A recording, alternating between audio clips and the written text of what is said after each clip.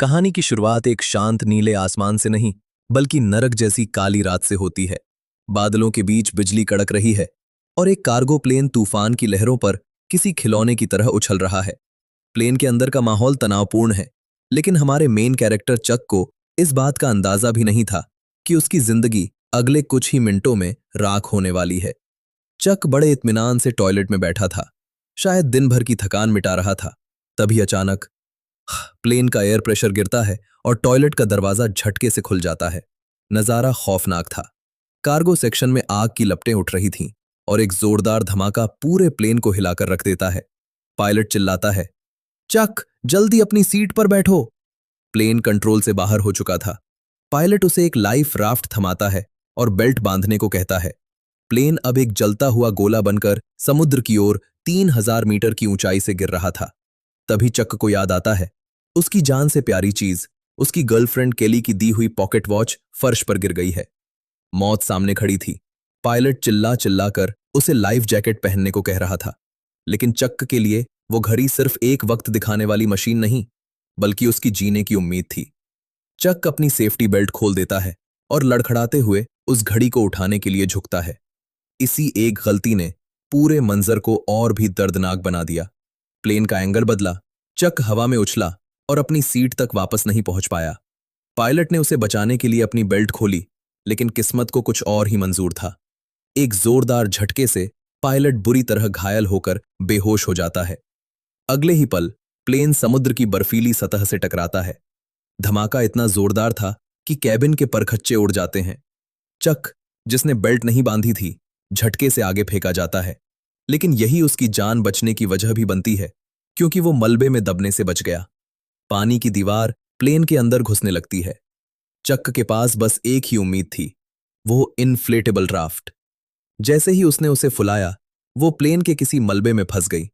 डूबता हुआ जहाज चक को भी पाताल की गहराई में खींचने लगा। चारों ओर अंधेरा, ठंडा पानी और मौत का सन्नाटा। लेकिन तभी किस्मत ने फिर करवट ली। राफ्ट की रस्सी टूट गई और वो गुब्बारे की तरह चक को लेकर समुद्र की सतह पर आ गया।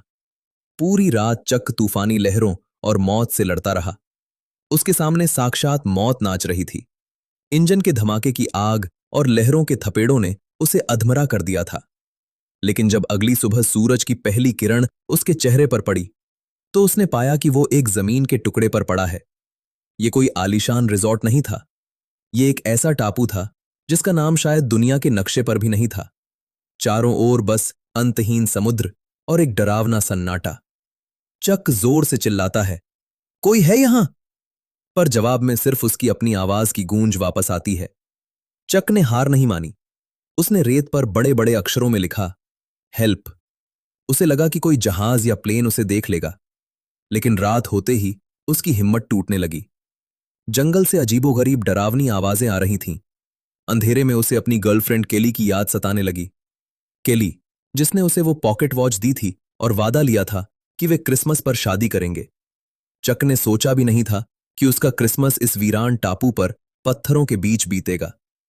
टापू पर खाने को कुछ नहीं था, सिवाय उन सख्त नारियल के जिन्हें पत्थर से तोड़ना भी नामुमकिन लग रहा था। चक के पैर पत्थरों से कट चुके थे। उसने अपनी पैंट का कपड़ा फाड़ा, कुछ पत्ते मिलाए और हाथ से अपने लिए जूते बनाए। ये उसकी पहली छोटी जीत थी। जब वो टापू की सबसे ऊंची चोटी पर पहुंचा, तो उसकी रूह कांप गई। दूर दूर तक सिर्फ नीला पानी था। कोई जहाज नहीं, कोई इंसान नहीं। तभी उसे दूर कुछ बहता हुआ दिखा। वो भागा, ये सोचकर कि शायद कोई और जिंदा बचा है, लेकिन वहां उसे मिला पायलट का शव। चक की आंखों में आंसू थे। उसने उस पायलट को ससम्मान दफनाया और उसकी कब्र पर पत्थर से तारीख लिख दी।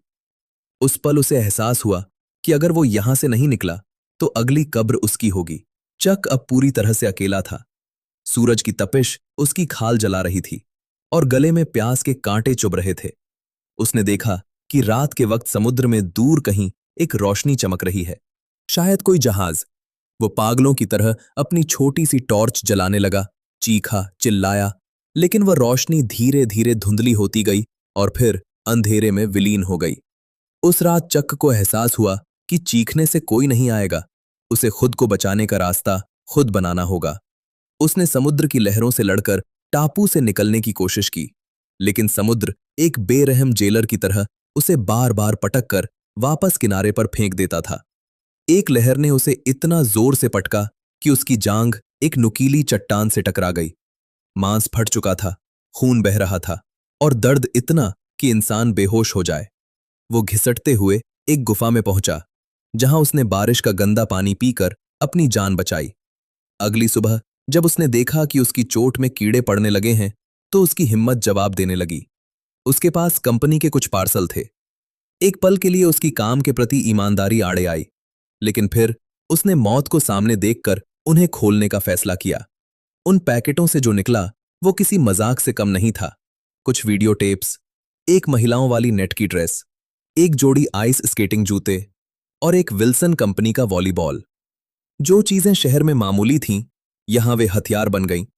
उसने स्केटिंग जूते के तेज ब्लेड से नारियल काटे, ड्रेस की नेट से मछली पकड़ने का जाल बनाया और जूते की डोरियों से अपने घाव पर पट्टी बांधी। लेकिन एक पार्सल ऐसा था जिस पर सुनहरे पंख बने थे। उसे चक ने नहीं खोला। उसने उसे अपनी उम्मीद बना लिया, एक वादा कि वो इसे इसकी मंजिल तक जरूर पहुंचाएगा। इंसान अकेलेपन से मर सकता है, और चक के साथ भी यही हो रहा था।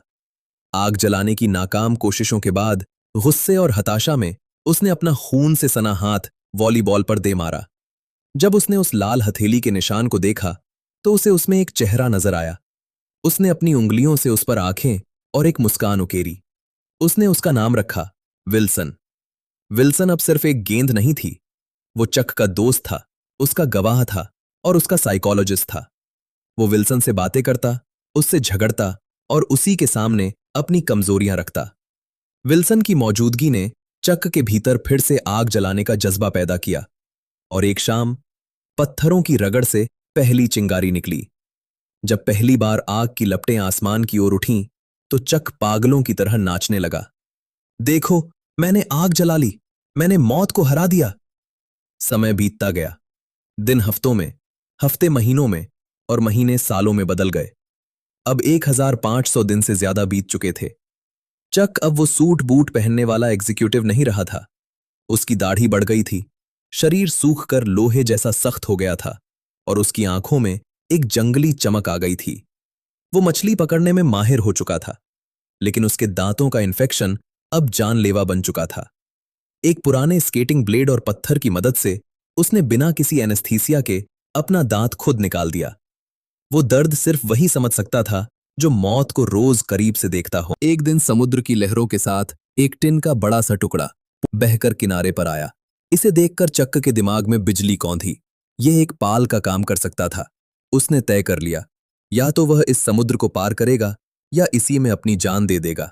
उसने सालों तक बचाकर रखी रस्सियों, पेड़ों की छाल और वीडियो टेप्स की रील से एक मजबूत नाव राफ्ट बनाई। विल्सन को उसने सबसे आगे बांधा। जब हवा का रुख बदला तो चक ने अपनी नाव को पानी में उतारा। वह मुड़कर उस टापू को देख रहा था जिसने उसे कैद किया था, लेकिन जिसने उसे जीना भी सिखाया था। समुद्र के बीचों बीच एक भयानक तूफान आया। रात के अंधेरे में लहरें पहाड़ों जितनी ऊंची थीं। चक की नाव टूट रही थी। उसी अफरा तफरी में विल्सन की रस्सी खुल गई और वो लहरों के साथ दूर बहने लगा। चक की चीखें समुद्र के शोर में दब गईं। विल्सन, विल्सन, मुझे माफ कर देना। वो उसे बचाने के लिए कूदना चाहता था, लेकिन उसकी नाव उसे पीछे खींच रही थी। उसने अपना इकलौता दोस्त, अपना मानसिक सहारा खो दिया। वो लहरों के बीच अकेला रह गया, हार मान चुका था, चप्पू फेंक चुका था। वो बस लेटा रहा, ये इंतजार करते हुए कि अब समुद्र उसे अपनी गोद में सुला ले। तभी एक आवाज आई, जहाज का सायरन। चक ने आंखें खोलीं। एक विशाल कार्गो शिप उसके ठीक सामने था। मौत के दरवाजे से वो वापस लौट आया था। जब वो वापस शहर पहुंचा तो दुनिया बदल चुकी थी। न्यूज चैनलों पर उसकी चर्चा थी, उसे हीरो माना जा रहा था। लेकिन चक की तलाश सिर्फ एक थी, केली। वो उसी के घर पहुंचा, लेकिन दरवाजे पर कोई और था। केली ने शादी कर ली थी, उसका एक बच्चा भी था। बारिश की एक रात केली और चक फिर मिले। वो मंजर दिल तोड़ देने वाला था। केली आज भी उससे प्यार करती थी, लेकिन 4 साल एक बहुत लंबा वक्त होता है। सबने मान लिया था कि चक मर चुका था। चक ने उसे वो पॉकेट वॉच वापस दी और भारी मन से उसे अलविदा कह दिया। वो समझ गया था कि वक्त किसी के लिए नहीं रुकता। अंत में चक उसी पार्सल को लेकर उस पते पर पहुंचा जिसे उसने 4 साल तक टापू पर संभाल कर रखा था। घर पर कोई नहीं था, तो उसने वो पार्सल वहां रखा और एक नोट छोड़ा। इस पार्सल ने मेरी जान बचाई। कहानी एक चौराहे पर खत्म होती है। चक अपनी गाड़ी रोकता है। चारों ओर खुली सड़कें हैं। वो अब किसी घड़ी का गुलाम नहीं था। उसने अपनी मंजिल खुद चुनी और एक नई मुस्कान के साथ गाड़ी आगे बढ़ा दी।